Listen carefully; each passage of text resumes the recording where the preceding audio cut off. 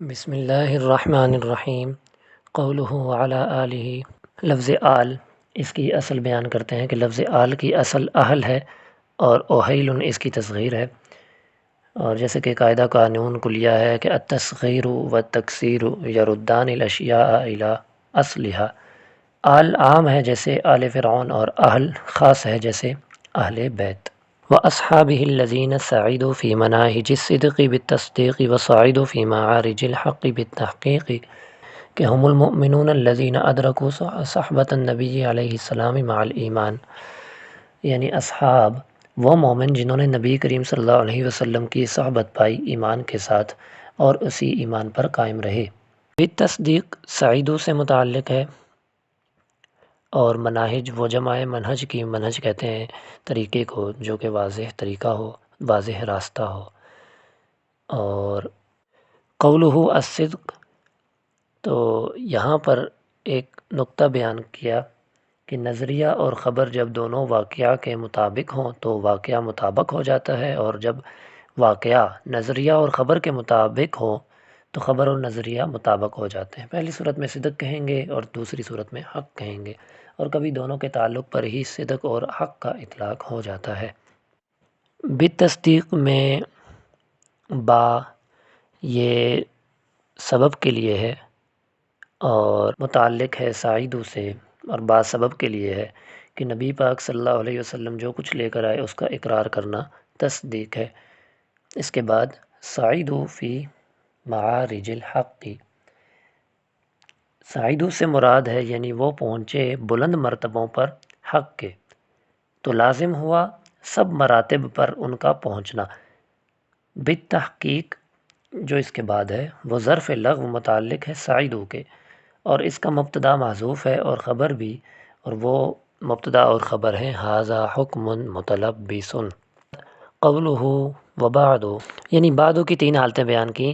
بعدو کی تین حالتیں ہیں، یا اس کا مضاف الیہ مذکور ہو، یا اس کا مضاف الیہ نسیا منسیہ ہو یعنی محذوف، اور یا پھر تیسری صورت یہ ہے کہ محذوف منوی ہو یعنی کہ نیت میں ہو لیکن محذوف ہو۔ پہلی دو صورتوں میں یعنی کہ اس کا مضاف الیہ مذکور ہو یا بالکل ہی نسیا منسیہ ہو، یہ ان دو صورتوں میں بعد معرب ہوگا، اور آخری صورت میں یعنی جب محذوف منوی ہو تو اس صورت میں یہ مبنی ہوگا ضمہ پر۔ یہاں سے ان اشکالات کے جواب دیے کہ فہذا میں فا کس وجہ سے لے کر آئے، تو پہلا جواب ہے کہ فا یا تو اما کے واو کی وجہ سے ہے جو کہ اما مقدر ہے کلام میں، یا تو مصنف کو وہم ہوا اما، لیکن ان دونوں باتوں میں نقص ہے کہ اما کا وہم ہونے کا تو سوال ہی نہیں اٹھتا کہ ابھی کچھ ہی عبارت ہوئی تھی، اور پہلی بات کہ اما مقدر ہو تو اما جتنی جگہوں پر مقدر ہوتا ہے ان میں سے یہاں کوئی مقام بھی نہیں ہے، تو اس کا جواب یہ ہے کہ بعد ظرف ہے تو اس کے بعد فا آئی ہے، اور ھذا مخصوص مبصر کے لیے۔ وھذا اشارۃ، اور ھذا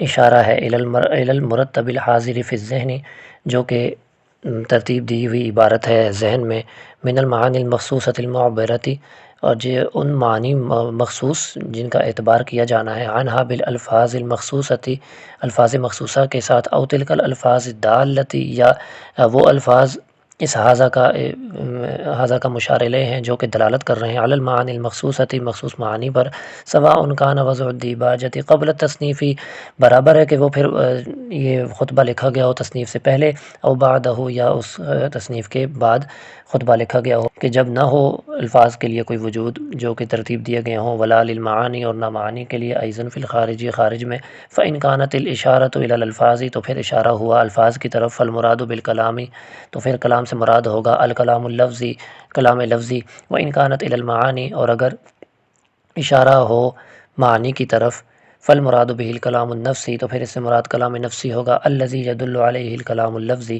کہ جس کلام نفسی کے اوپر دلالت کر رہا ہوتا ہے کلام لفظی۔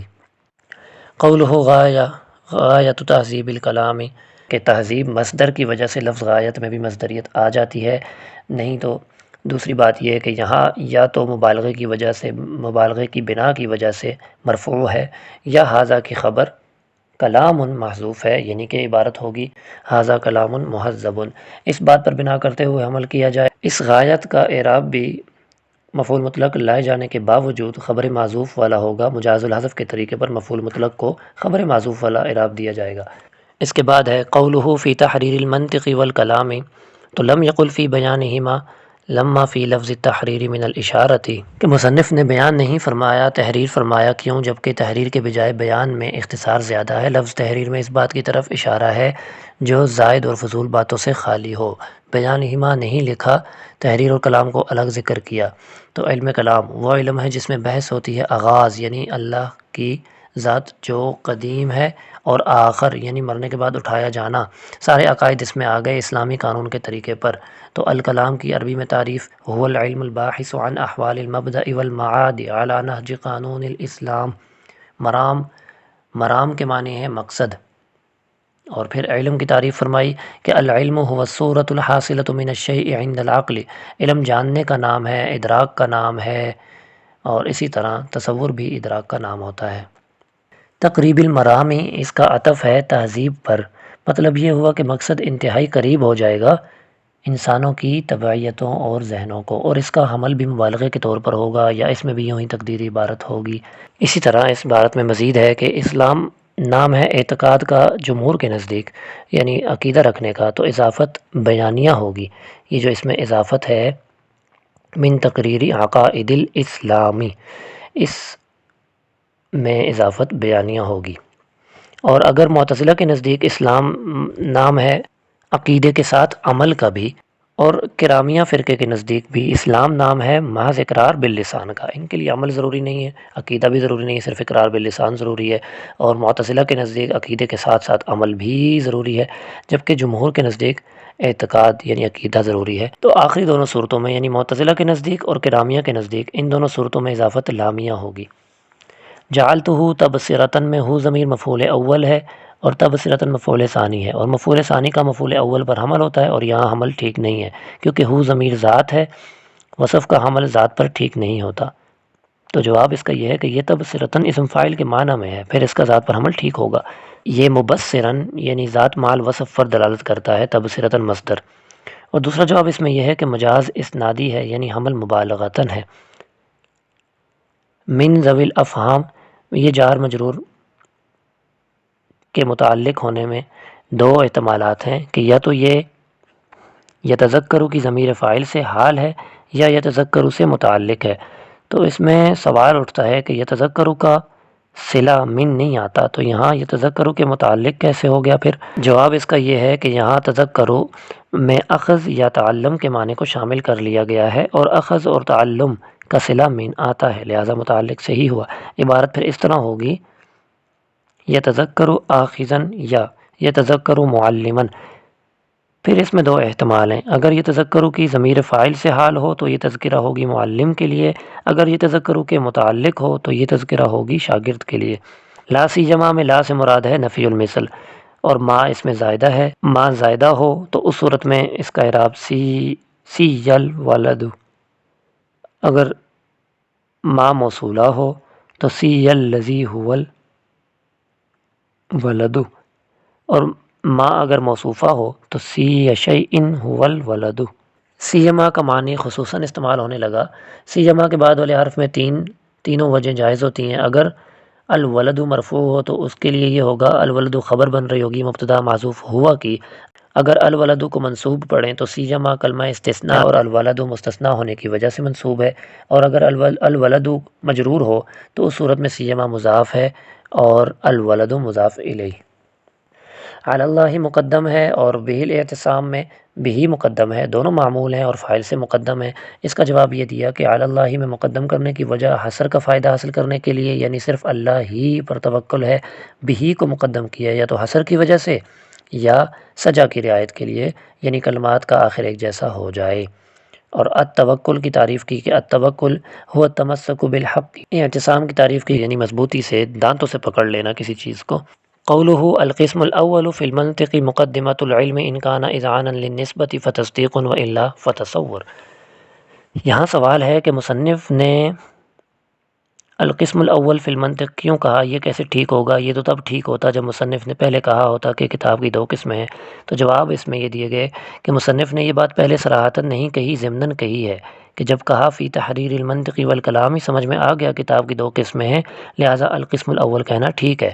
قسم اول کو معرف ذکر کرنا صحیح ہے لام عہدی کے ساتھ، تو یہ اس وجہ سے کہ اس کا معہود ضمناً پیچھے موجود ہے، اور القسم الاول معرفہ ہے اور مقدمہ نکرہ ہے۔ اس کی وجہ یہ ہے کہ مقدمہ کا پیچھے تذکرہ نہیں ہے، جبکہ القسم الاول کا تذکرہ ضمناً ہے۔ اور پھر القسم الاول فی المنطق کہنا ٹھیک نہیں ہوتا کہ یہ ظرفیت الشیء لنفسہ ہی ہے، جو کہ جائز نہیں ہے کہ القسم الاول سے مراد بھی منطق اور فی المنطق سے بھی مراد منطق، تو منطق میں منطق، یہ تو وہ بات ہوئی۔ تو جواب اس میں یہ ہے کہ پہلا جواب اس میں یہ ہے کہ القسم الاول سے مراد الفاظ اور منطق سے مراد معانی ہے، اب ظرفیت الشیء لنفسہ ہی نہیں ہوگا۔ دوسرا جواب تفصیلی ہے، وہ یہ ہے کہ القسم الاول میں 7 احتمالات ہیں: الفاظ، معانی، نقوش، الفاظ اور معانی، معانی اور نقوش، الفاظ اور نقوش، الفاظ، معانی اور نقوش۔ اور منطق میں 5 احتمالات ہیں کہ ملکہ، تمام مسائل کا علم، ضروری مسائل کا علم کہ جس سے غلطی سے حفاظت ہو، تمام مسائل، ضروری مسائل۔ یہ کل 35 احتمال ہیں۔ بعض میں بیان کو، بعض میں تحصیل کو اور بعض میں حصول کو مقدر مانا جائے گا، جیسے الالفاظ فی بیان الملکتی، المعانی فی حصول العلم بجمیع المسائل وغیرہ۔